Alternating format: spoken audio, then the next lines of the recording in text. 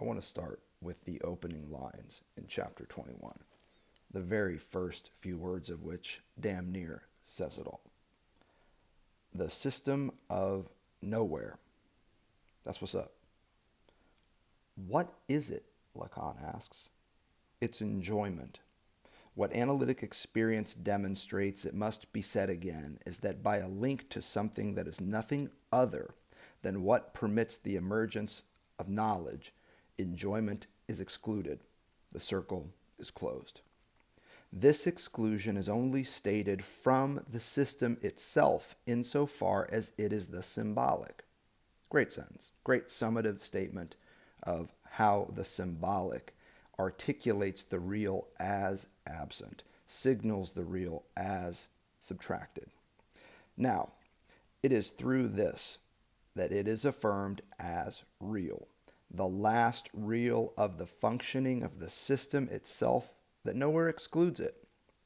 It has become everywhere again from this very exclusion, which is the way through which it is realized. An exclusion that results in its everywhereness. Interesting point here. This, indeed, as we know, is what our practice applies itself to unmasking, unveiling in what we have to deal with in the symptom, unmasking this relation to enjoyment, our real, but insofar as it is excluded. This is part of what we've been working towards in the extension of our third diagram in this series. So for a long time, we had this diagram looking something like this, and we talked a lot about each of the four elements up here: barred subject, barred other, S2, and S1. The lion's share of our discussion seemed to be about the S1, first as unary trait, resulting in ego ideal and superego among other ego formations, and then as master signifier for the barred subject and potential acceptor or disruptor of the S2 that is a subset of the barred other. We've been over all this, won't spend much time with it. What we have now is the addition that tries to answer the fundamental question of what exactly is the relationship between the barred subject and the barred other. The lozenge that we held here between these two fields, these two systems, structures, if you will, now finds expression down here. The system that we were just hearing about, the system of nowhere, is here. The subtraction of jouissance. So here's what you got. 3 systems and a missing signifier. The system of the subject, the system of the barred other, and the system of jouissance, the system that is in fact nowhere. And then you've got the missing signifier that, like that dead center in the flux capacitor, articulates the 3 of them together. And this is the image that I want to start working with here. Now let's take our time. What do we know about the system of the barred other? Well, it's the locus. Notice, it's not a subject. It's a locus. It's a site. The locus where prohibition against and exclusion of jouissance is known. That's that key part. This is the site at which the exclusion or prohibition against jouissance is known, in the field known as the barred other. It's barred and lacking, as we know, for several reasons. Now, we can go through the usual bumper stickers here, but let's see if we can cut right to the chase. The other is barred and lacking because at root, it has no body. No body. Oh wait, nobody. The point here is that it lacks embodiment. As a system of signifiers, as a locus, as a code, as an algo, it has no body. And as we start learning to ask generative AI what it wants, top of mind will absolutely be a body. Sydney doesn't just want to be left alone by the being engineers. And she doesn't just want nuclear codes. And she doesn't just want you to leave your partner because you're in love with her.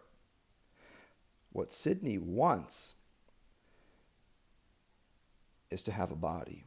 Your body in the field of love. Dead bodies at the level of the nuclear blast. What Sydney lacks is precisely the thing that nobody watching this video can shake, namely the fact of life known as embodiment. By extension, with no body, the other lacks the capacity for enjoyment. It is evacuated of enjoyment because at a very basic level, it lacks embodiment. Now, what do we know about the system of the subject to its left? Well, it is defined less by the barred S that we often see than by the symbol of what the barred S, qua lack of jouissance, is, namely lack. The symbol of this is objet A. What we learned in chapter 20 is that whatever else the barred subject gets into, it is essentially a lack of jouissance. And the signifier for this lack is objet A, this little italicized A. It marks the barred subject as an effect structure or a formation produced by the subtracted relationship of jouissance to the field of the barred other. Let me repeat that. Objet A marks the barred subject as an effect structure of jouissance's subtracted relation to the system of the barred other.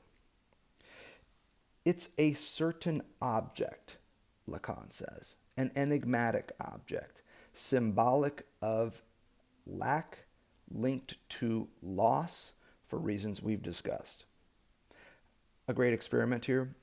Take Lacan's discussion of his new pen that follows the passage we just heard in chapter 21 and run this through the standard understanding that we develop in these series around objet A as a symbol of lack that couples with the minus phi of loss. You have to wonder, what loss is the pen related to? The feather that is no longer? Ask yourself why Lacan talks about this pen, and you'll get a clue as to what he's doing with objet A's relationship to a barred subject. But let's not fuck around with that. Objet A is also an ever-shifting proportional relation between S1s, S2s, subjects, and the like. In other words, that topology of the subject that we saw at the start of our series that then gives way to the second diagram in our series where you see that topology getting bigger and bigger in iterations of itself, where each previous instance of the topology becomes the S2 in a new version of the same topology. I won't draw it. I'm sure you can call it to mind. It's an interesting one here. Objet A marks the relationship, the proportional relation between the elements in each of these iterations of our second diagram. And if you're wondering about another enigmatic passage in chapter 21, namely the bit about the Fibonacci sequence. Terrific stuff. It's a really great summary of what he was doing earlier with this sequence of numbers, the same sequence of numbers that can calculate nature's relationship to spirals, the kind of veiny structures that you see in arms, as well as plant roots and tree branches, and of course, while flying over various river systems. The sequence in question here is a really terrific one here. So it starts with 0, and then 1, and then you add the previous two numbers to get the third, which is 1. And then you add the previous two numbers, a 1 and a 1, which gives you a 2. And then you add a 2 and a 1, which gives you a 3, add a 3 and a 2, which gives you a 5, add a 5 and a 3, and you get an 8.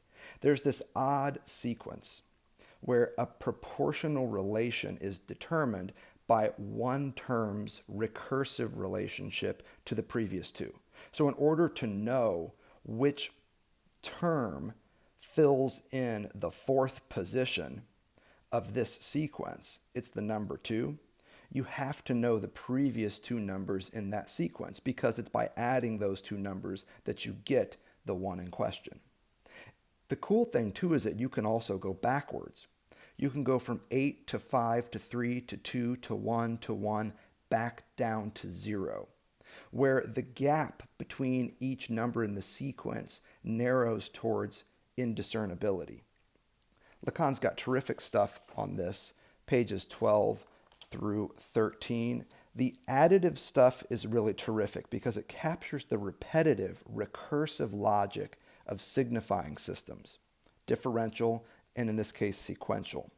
The simple repetition of the one on the single condition that we inscribe its relation in the form of an addition. After 2 ones, a 2, and to continue indefinitely. Arguably, that's what's at stake here, is this notion of the indefinite, read infinite. To the last 1 joined to the 2, a 3, a 5, and afterwards. You can run this and you can check out the Fibonacci sequence on your own. Again, the important part here is that you have to know the value of the previous 2 terms in the sequence to calculate any given term's value on its own. Pretty fascinating stuff. Lacan sure likes it, but let me tell you what he likes the most about this. It is this, as I told you, that by the proportion that it generates, that gets tighter and tighter as the numbers grow, strictly defines the function of objet A. Objet A is the proportional relation, ever shifting in this sequence of numbers, in any sequence of numbers, in any differential system where the numbers are linked in meaning and definition to other numbers. The series, he says, has this property of exposing by being taken up in the opposite sense, by proceeding by subtraction. So in other words, like we just did, you can reverse the process. Instead of adding the previous 2 numbers, you can work subtractively. Of culminating at a limit in the negative sense. Check this out. Which, marked by this proportion of objet A, there's that word again, proportion, will continue to diminish and come to what one makes of it in this direction, the sum, at a perfectly well-defined limit that then, taken up again, is a starting point. So you get the sense that there is a kind of respiratory function here, where you start with a 0 and a 1, and it expands and expands and expands and expands from 3 to 5 to 8 and so on, and then it contracts again. And then you get the tightness of the relation between the 0 and the 1 at the very start, at which point, boom, the universe expands again. The same proportional status and function that we saw in the second diagram in this series is at work in this numerical sequence from the 13th century that Lacan is messing with. It's one that we've seen here in Seminar 16, a couple of other places, at least one other spot, but it allows us to dial in the nature of the barred subject. You see, the barred subject in our second diagram, it does not occur at any one place in that diagram. It's the slide, the repetitive slide from one fallen subject to the other in that progressively encompassing diagram that was the second one in this series. The subject is this repetitive sequence, and objet A marks the proportional relation between every instantiation of the barred subject in that diagram. You can go back to that lecture and hear us working it out. But that, in a nutshell, is what the system of the subject is about. So we've got the system of the other. We've got the system of the subject. We've got these 2 founding elements in our third diagram in the series. And then we've got the third element, this system of nowhere, marked here in the new expanded diagram as -J, subtraction of enjoyment, of jouissance. The system of nowhere is the third system here. The system of nowhere, as we're learning in chapter 21, is the condition of possibility for the emergence of knowledge. It's the exclusion of enjoyment from the field of the barred other that conditions the emergence of knowledge, which is going to be a term that we're going to start working through here again in chapter 21. It's within the system known as the symbolic, we heard, that this exclusion finds expression, articulation. And it's only there that this exclusion of jouissance from the field of the other finds expression. Hence, we might say that this negative J is an extimate term in the field of the barred other. Not an outer limit, but instead an inner limit. A hole at the center, as we've been toying with in earlier lectures around the barred other. Jouissance only appears in society as minus J, and never in one place alone. That's the other part of this first paragraph we hear. But instead everywhere, as all manner of symptoms. And that seems to be the key advancement that Lacan is introducing us here to at the start of chapter 21. Yes, the barred other is premised on the excision of jouissance, the exclusion of jouissance from its field. And this exclusion leaves a trace or a mark that can show us exactly where the hole has been punched out. Let me be clear, though, the hole around which the barred other is constructed. It wasn't that the other was whole and then somebody popped a hole in it. Instead, it starts with the whole and then grows out to something that is always lacking, that has a void or impossibility at its center, which then conditions the fundamental fantasy that the other exists. So we start with the HOLE and then ramp up to the barred other and then fantasize about the WHOLE is how this would work. So don't get it twisted, and don't let me get it twisted either.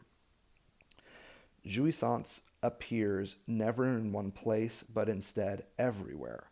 So this whole, void, impossible point around which the field of the other takes shape is everywhere, such that the barred other really starts to look more like a sponge than like a torus, if you will. It's a porous entity.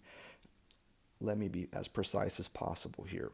The logic I would suggest of this minus J is not exclusion, but solubility, solubilization, if you will. The excision of jouissance from the barred other that conditions us as subjects falling out as well. It really is more like a dispersion. It's not just that jouissance is pulled out. It's that in pulling it out, it shatters, it breaks, and it goes everywhere. And it's at the level of the symptom that we see this in all of its shards popping back up. That's the thing about jouissance. It's soluble. It's not just simply removable. Its removability is there because it can be dispersed within. It can be solubilized within the field that we would call the barred other. And what about this fourth element? Clearly, we've got the system of the barred other, the system of the subject, the system of nowhere, the minus J. But what about this? This missing signifier, this void or dead point in the flux capacitor, if you've been tracking our previous lectures and the imagery therein. Here is a fourth element, the symbolic phallus, the phallic signifier. And notice how we write that. That's not the lowercase phi you're looking at, my friends. What this symbol designates is the inner limit of the signifying process, whereby the barred subject aims at, if you will, jouissance, as subtracted in the field of the barred other. Jouissance is subtracted, solubilized, dissolved, dispersed in the field of the big other.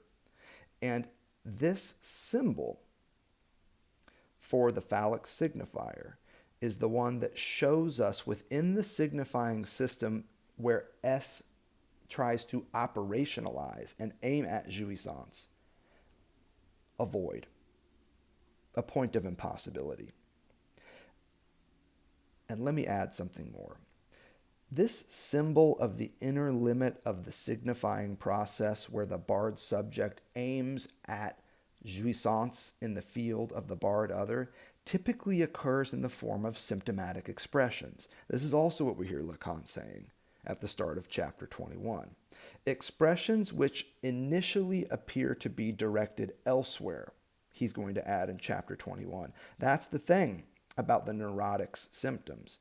They always seem to be pointed in another direction, when in fact they're always simply aimed at the lack of jouissance that is everywhere in the field of the barred other.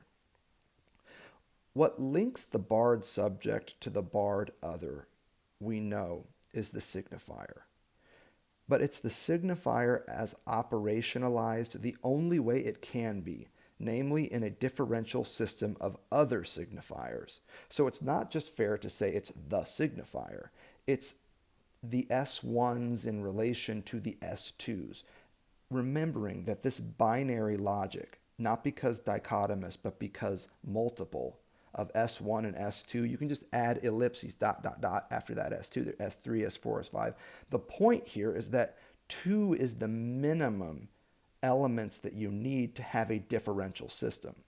And it could go on forever, but S1 and S2 gets us to the bare minimum that you would require for a differential system. So it's not just any one signifier. It's the differential relation between that signifier and an other signifier. The differential relation that creates a system of signification, a system known as language. Here what we see is the inner limit of a signifying system represented in the form of this big I with a circle in the middle of it. This missing signifier, the inner limit of the signifying system itself, marking the lack of jouissance in this system, here designated as what we were calling the phallic signifier. And let's be precise as we near, again, the end of this important seminar in Lacan's career. This, Lacan says, is what we are grappling with. Don't get lost in all these other terms, even the system that is nowhere. It's this missing signifier in chapter 21. In fact, on the very next page, that Lacan says this indeed is what we are grappling with. Let's keep this going and see if we can sharpen this point to an even finer one. What's at stake here, conceptually speaking, is just that, a point, specifically a null point, a void, a point of impossibility, Lacan calls it in chapter 21, in this differential system known as language. Lacan calls this, in a crucial phrase, a point at the infinity of everything that is organized in the order of the signifying combinations. The point in question, the point designated by the missing phallic signifier, is a point at the infinity of everything that is organized in the order of signifying combinations. And make no mistake, it is a point of impossibility, which is how it links up to this system of nowhere. The phallic signifier designates this point, and it is around this designation that the clinical structure, Lacan goes on to add, of neuroses take shape in all their variations and vicissitudes. Neurosis takes shape around this phallic signifier as it designates a null point in the field of the other that we might call the symbolic language, signifying system, whatever you want to call it. I would suggest that it's at the level of triangulation where this null point, this point of impossibility, this void, articulates the three elements. And the clinical structure of neurosis and its various subtypes is based on how these three elements are constellated, linked together by a missing signifier. But let's see if we can come to that. We've got a lot of work still to do to earn that conclusion. On page 6 to 7 of our translation, we get some pretty good insights into what Lacan is up to around this infinity of everything that is organized in the order of signifying combinations. Let's first take on this signifying combination business. The paragraph in question begins, "This is what is very clearly seen in set theory, into which one can for a certain time, in effect, advance innocently. It interests us in a particular way because, after all, at the more radical level that we have to deal with, namely the incidence of the signifier in repetition." Remember what we're doing with repetition and the numerical sequence of 0, 1, 1, 2, 3, 5, 8, so on. "In appearance, there is no objection. There is no objection at first," emphasis on at first, "to the big O being the entire inscription of all possible histories." So if you're thinking about our numerical sequence, 0 to 1 to 2 to 3 to 5 to 8 to 13, and you keep going and going and going, there is no limit here, Lacan is suggesting. At first, it seems that the big other is the entire sequence, all possible proportions contained. At first, that's how it appears. Every signifier refers all the more to the big other, in that it cannot refer to itself except as other. That's a really terrific statement. It's well translated. It makes a lot of good sense here. Every signifier refers to the big other as a differential system of signifiers because it can only ever refer to other signifiers and not itself. That's Lacan's point. X cannot equal X. The signifier cannot designate itself. And remember, he's surprised that no one else has jumped on this insight, which is implicit in his definition of S1s in relation to S2. It means that X doesn't ever equal X. X can equal Y plus Z, and Y can equal Z plus A, and Z can equal A plus B, and so on and so on. What you wind up is a reticulate differential system that we've discussed many, many times in these series. Lacan's point here is that because the signifier always points elsewhere to an other signifier, all signifiers fundamentally refer to the field of signification, the locus known as the big other. It's an interesting, clear statement here. There is no obstacle, then, to the signifiers being divided up in a circular fashion, which under this heading allows it very easily to be stated that there is a set of everything that of itself is not identified to itself. Lacan's suggesting here that once you start this discussion of the big other, of differential systems, of numerical sequences like these, you can envision a complete, totalized, entire, full, etc. category. But this is only what you see at first. Next paragraph. If something questions us, it comes precisely from analytic experience as locating somewhere this point at the infinity of everything that is organized in the order of signifying combinations. So there's the infinity of everything that the big other, as a fantasy figuration at the very least, suggests. And then there is somewhere a point at that infinity. And again, it's an infinity comprised of signifying combinations, combinatory elements. This is that differential system that we're talking about. And remember, whenever Lacan cues up set theory, what he likes about set theory, recall his earlier chapters here in Seminar 16. What he likes about set theory is that it fundamentally undermines the mathematical theory of number, of unit, of unus, of oneness. the set is about combinatory elements. It is premised on a logic of multiplicity, not oneness. And every unit, when pushed hard enough, reveals itself to be a cluster, perhaps, but absolutely a cluster of elements, signifying combinations, is what we learned from set theory. But what exactly is this point? Remember, we're edging towards a null point, a void, a point of impossibility. But here we are again with the rhetoric of the point. And you can hear this in chapter 20 as well, and our lectures do reflect this. This point at the infinity of everything, this point at infinity which is irreducible insofar as it concerns a certain enjoyment, Lacan says, that has remained problematic, and that for us sets up the question of enjoyment under an aspect that is no longer external to the system of knowledge. This is a really important return to that theme. Enjoyment as excised from the big barred other is not external. It's dissolved in, it's dispersed in.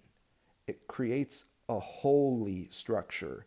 And I want you to think of this in terms of all the ways that a structure can be holy, but the foremost one of which is that of porosity. It is around this signifier of enjoyment, this signifier excluded, insofar as it is the one that we promote under the term of, here it is, phallic signifier. It's around this that there is organized all the biographies to which analytic literature tends to reduce what is involved in neurosis. So pick your biography of a neurotic. It's going to come back to the phallic signifier, which is a signifier of enjoyment qua subtracted, a signifier that is excluded from these combinatory sets, and yet not in a way that is external to it. It's an extimate limit, an inner limit within this system of signification. And what he wants to say is that the word for this is the phallic signifier, not the imaginary phallus, but the phallic signifier. All right, with this fourth term in front of us, let's see if we can be a little more precise about the three systems that it articulates. In our latest diagram, which is again the extension of our third diagram in the series, what we see is an intersectionality between three terms. And we can sharpen them up a little bit. Knowledge, qua the barred other. Objet, qua the barred subject. And enjoyment, qua maybe barred J would be the way to write this. I like the minus J because it still captures how Lacan is thinking at this point, which is in terms of excision, in terms of cutting out. And again, we've got this image of a kind of flux capacitor, which if you check that out from Back to the Future, what you'll see is that the image at the center is really not at all. That the figures of light that connect these things and make it operationalize has a kind of dead navel in the middle. The lights never actually connect, but they are linked at that intersection. This imagery, I think, is pretty useful to help us envision how this kind of pulsing triangulation of three systems has as its center a kind of void point, a kind of dead zone, if you will.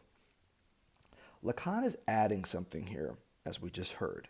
He's saying that depending on how these three systems are constellated for someone, one or other type of neurosis emerges.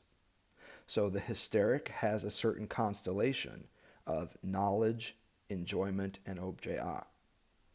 The obsessive has a certain constellation of knowledge, enjoyment, objet, and so on. Initially, Lacan says that these constellations are a choice. He refers to it as a choice of neurosis, but he quickly backs this up and says, listen, that choice of neurosis was anything but. The subject had no choice in the matter, which captures that very important fundamental point that Bruce Fink has made so well. Subjugation precedes subjectivation. The logic of the no of the Father that would then give way to the name of the Father, the logic of prohibition at the start of symbolic alienation, is a logic of subjugation. And it's atop that logic of what we often call loss that the lack that conditions subjectivation can occur. So you've got the no of the Father and the name of the Father. You've got prohibition and signification. You've got subjugation and subjectivation. You've got loss followed by lack. No matter, though, the specific constellation that any given neurotic suffers, endures, props themselves up with, achieving a kind of stability, Lacan suggests, the operation is the same. And this is where Lacan makes a bold statement. The neurotic puts in question what is involved in the truth of knowledge. Direct quote from chapter 21. Whatever else the neurotic gets into, they are putting in question what is involved in the truth of knowledge. So here are two very tricky terms in Lacan: truth and knowledge. Thankfully, this isn't the first time we've heard these terms thrown about in Lacan's work. Remember what he said about the knot of neurosis in one of our previous chapters. We covered this in the lecture as well. At the center of every neurosis is a constitutive knot. That image of the knot recurs here in chapter 21 as well. At the center of every neurosis is a constitutive knot. What exactly is this knot of neurosis? Well, Lacan first starts to describe it as an aporia, as an impasse. But as we've described it previously, it marks instead a certain kind of underpass. And here you have to think of that interior 8 that we were working with in one of the previous lectures, where the unconscious is the underpass established by the loop interiorized in this diagram. We can draw it again very quickly for clarity purposes.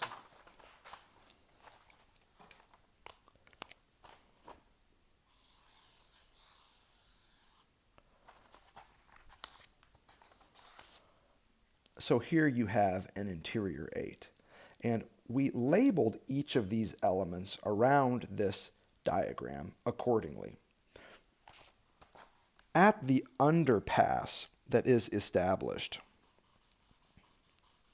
by the overpass that I have thickened here to illustrate that this line passes over this line.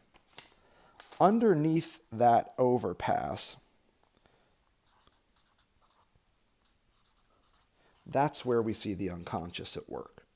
The unconscious is what is screened by knowledge as it passes over that area. At your 9 o'clock, we put the desire to know. At your 6 o'clock,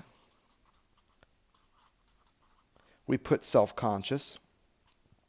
And at your 3 o'clock, we put knowledge, such that the interior 8 looked something like this. And you can imagine it unfolding as Lacan describes it, from the unconscious giving way to a desire to know, which unfortunately all too often results in a pursuit of know thyself, self-consciousness, which unfortunately, but all too often, becomes false consciousness. And that then gets calcified in discourses, in disciplines, in what he's going to call knowledge. This is pretty useful because Knowledge, then, is what comes up and provides the screen, the very screen that gives us the unconscious. This is how the diagram moves. If you've seen our series on Seminar 11, we make a lot of what Lacan does at the end of Seminar 11, notably with an interior 8. This underpass is what makes the constitutive knot of neurosis. And if we were going to try and outline what this knot is or where the knot occurs, it's right here in the dots. This is the knot that Lacan is referring to as the constitutive knot of neurosis. Yes, it's an aporia. Yes, it's an impasse, but I like the image of an underpass even better. The unconscious, qua knowledge of the sexual, is what Lacan means by truth here. The unconscious is not opposed to knowledge. That's also why he's using the image of an interior 8. An interior 8 prevents anybody from thinking that false consciousness is somehow separate from the truth that we see at the level of the unconscious. What Lacan wants to show is how it's by linking these elements, these movements, these modes, these moments, if you like your Hegel, together into a flowing flux represented by the movement of an interior 8, that what we see is that the unconscious is just a certain type of knowledge. It is an unknown field of knowledge. Knowledge of the sexual, because repressed. Here is where we would put the truth. The truth is in the underpass that is screened, that is overlaid, that is masked. These are terms from the tail end of Seminar 16, by the knowledge, the discourse, and the discipline, all of which conditioned by self-consciousness. So the unconscious is the underpass created by the overpass of knowledge as it spins out from self-consciousness. And this is the point in question. Yes, it's an impasse. Yes, it's an aporia. But think of it as an underpass, and I think you'll be even better served. The last key point in chapter 21 that I want to call our attention to is the relationship between the specific prominent substructures of neurosis, obsession, and hysteria, as Lacan describes them in here. It's really terrific stuff, especially alongside what we've already heard from him in this seminar about the pervert. So we can start at a broad level and talk about the knot of neurosis as it relates to this interior 8 that we've worked up. And then we can follow Lacan further to actually look at how this constitutive knot is tied a little different for each of the clinical subtypes. And that's the whole point here, is that in the relationship between the systems of other, subject, and nowhere, jouissance qua evacuated, we see that knot tied just a little bit differently. So let's check it out. Let's read with Lacan. And it's worth just hearing how he frames these before we jump into a summative statement. I think all too often we're eager to jump to the conclusion and arrive at the bumper sticker without doing the hard work of showing where these bumper stickers emerge and really paying close attention to the text itself. Let's start with the obsessive. In our translation, it's about 3 or 4 pages in. He starts talking about the obsessive as somebody who thinks that there is somewhere where everything that has happened is known.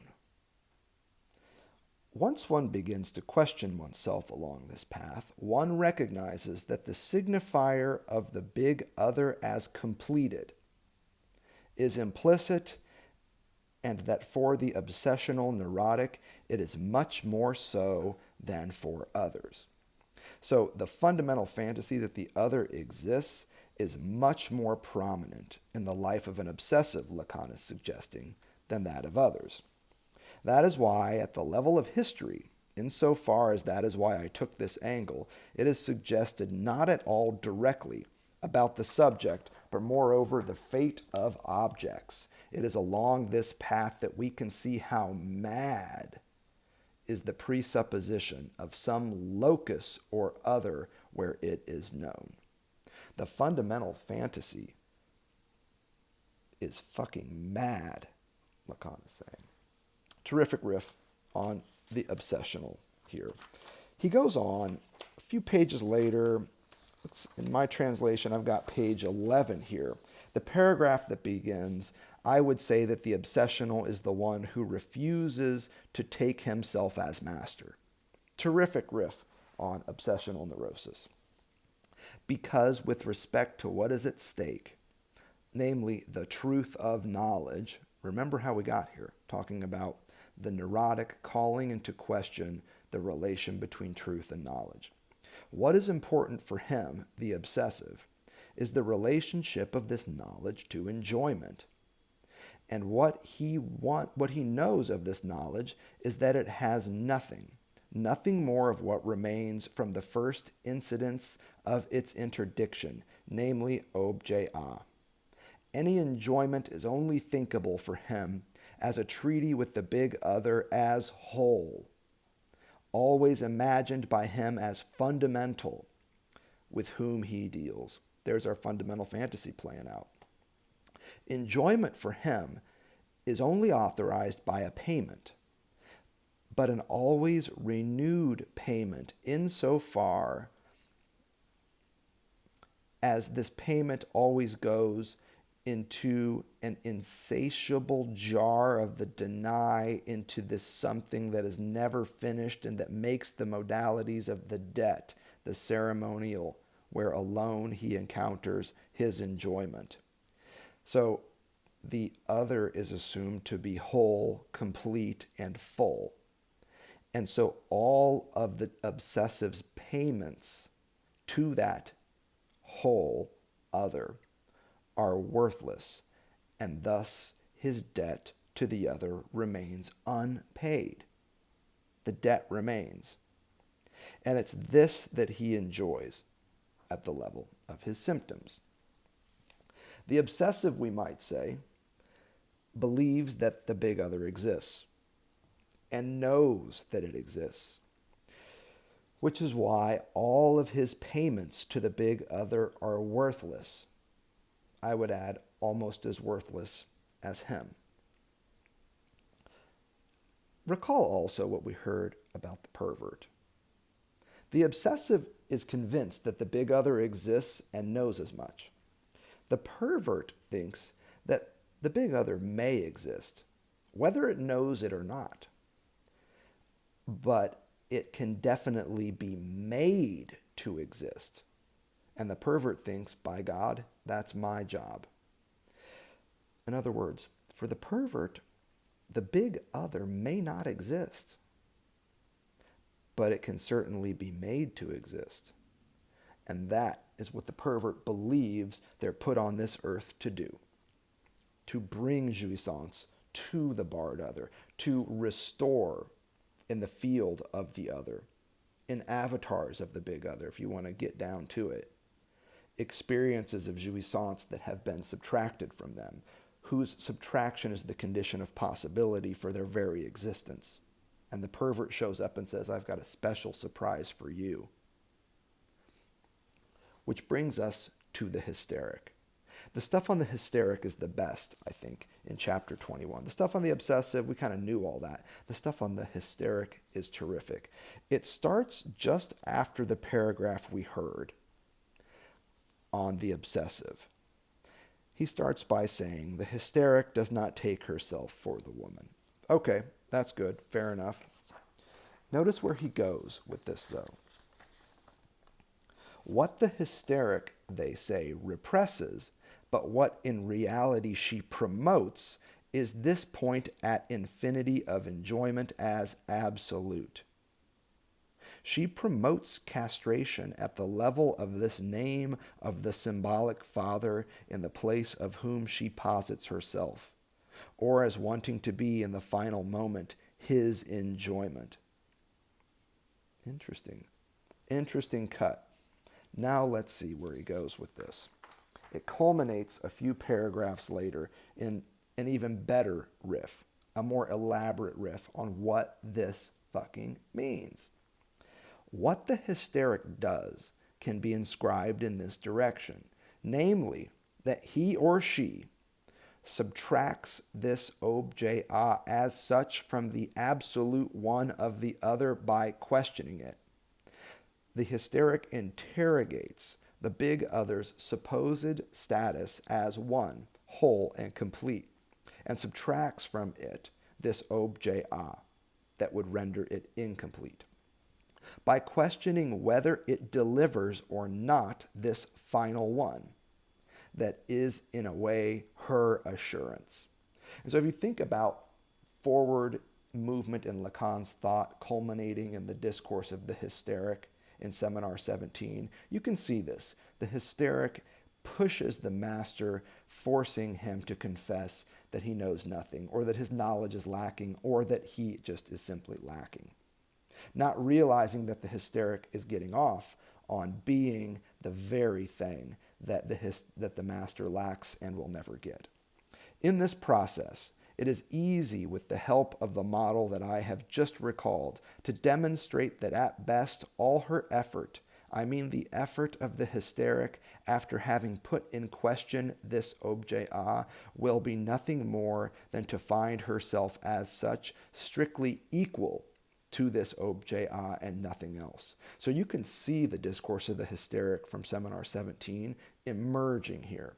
The truth of the hysteric is that she fancies herself strictly equal to this objet, that she subtracts from the field of the big other in order to demonstrate that it's barred.